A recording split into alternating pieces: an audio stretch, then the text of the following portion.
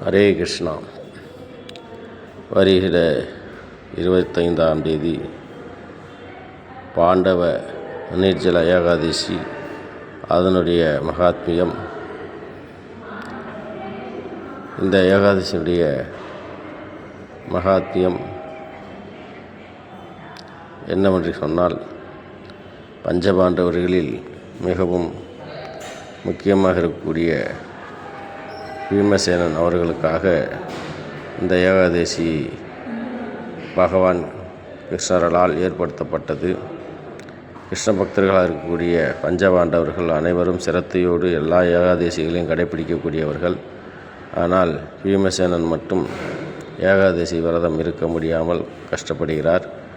அவருக்கு வாயு வேகத்தில் ஜடாக்னி பயங்கரமாக வேலை செய்வதால் அவரால் பசியை பொறுத்து கொள்ள முடியாமல் ஏகாதசியை கடைபிடிக்க முடியாமல் தவிக்கிறார். அந்த சமயத்தில் மற்ற யுதிஷ்டர், அர்ஜுனன், நகுலன், சகாதேவன், திரௌபதி அனைவரும் ஏகாதசி சிரத்தையோடு கடைபிடிக்கும் பொழுது, என்னால் மட்டும் முடியவில்லையே, இதுக்கு ஏதாவது உபாயம் தேட வேண்டும் என்று சொல்லி வியாசதேவரிடம் சென்று அவர் கேட்கிறார், குருதேவரே, நான் ஏகாதசி கடைபிடிக்காமல் பகவானை சென்றடைய முடியுமா? அதுக்கு ஏதாவது உபாயங்கள் உங்களால் தர முடியுமா என்று கேட்கிறார். அதற்கு வியாசதேவர் சொல்லுகிறார், உனக்காக ஒரு சிறப்பு ஒரு ஏகாதசி சொல்லுகிறேன். சிரேஷ்ட மாதத்தில் வரக்கூடிய சுக்லபட்சத்தில் வரக்கூடிய இந்த நிர்ஜல ஏகாதசியை நீ கடைபிடிப்பேயானால் வருஷத்தில் வரக்கூடிய 24 ஏகாதசி என்ன பலன் கிடைக்குமோ அந்த பலனை இந்த ஒரு ஏகாதசி மூலமாக நீ பெற்றுவிடலாம். ஆகவே இந்த ஏகாதசியை நீ சிரத்தையோடு கடைபிடி என்று வியாசதேவர் பீமசேனனுக்கு உபதேசம் பண்ணார். அந்த உபதேச பிரகாரம் இந்த ஏகாதசியை யாரெல்லாம் கடைபிடிக்கிறார்களோ அவர்களுக்கு வருஷத்தில் வரக்கூடிய 24 ஏகாதசியினுடைய பலனும் இந்த ஒரு ஏகாதசியால் கிடைக்கப்படுது.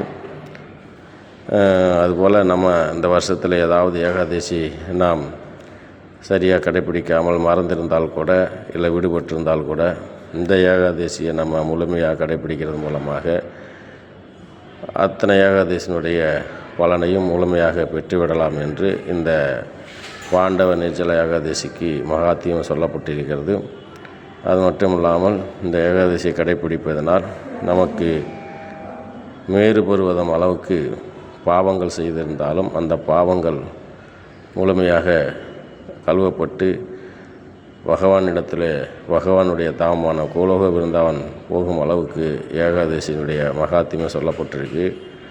ஆகவே இந்த ஏகாதசியை கடைபிடிக்கும் முறை எப்படி சொல்லியிருக்கார்கள் என்றால், 24ஆம் தேதி ரொம்ப குறைவான உணவுகள் உண்டு இரவு சாப்பிடாமல் இருந்து 25ஆம் தேதி காலையில் குளித்து எல்லா முறையிலும் குளித்துவிட்டு பூஜைகளை முடித்துவிட்டு சங்கல்பம் எடுத்துக்கொண்டு இந்த ஏகாதசியை நாம் கடைபிடிக்க வேண்டும். அதுபோல் 26ஆம் தேதி நாம் அந்த விரத நேரத்தோடு நாம் அந்த ஏகாதசியை முடித்து பிராமணர்களுக்கு ஏதாவது அன்னதானம், ஏதாவது தானங்கள் செய்து இந்த ஏகாதசியை நாம் நிவர்த்தி பண்ணால் நமக்கு இந்த ஏகாதசியுடைய பூரண பலன் கிடைக்கும் என்று ஏகாதசி மகாத்மியம் சொல்லப்பட்டிருக்கு. ஆகவே ஏகாதசியை கடைபிடிக்கிறோம் என்றால் நாம் ஏகாதசியை கடைபிடிக்க நமக்கு பகவானிடத்தில் நெருக்கம் உண்டாகும், பக்தி உண்டாகும்.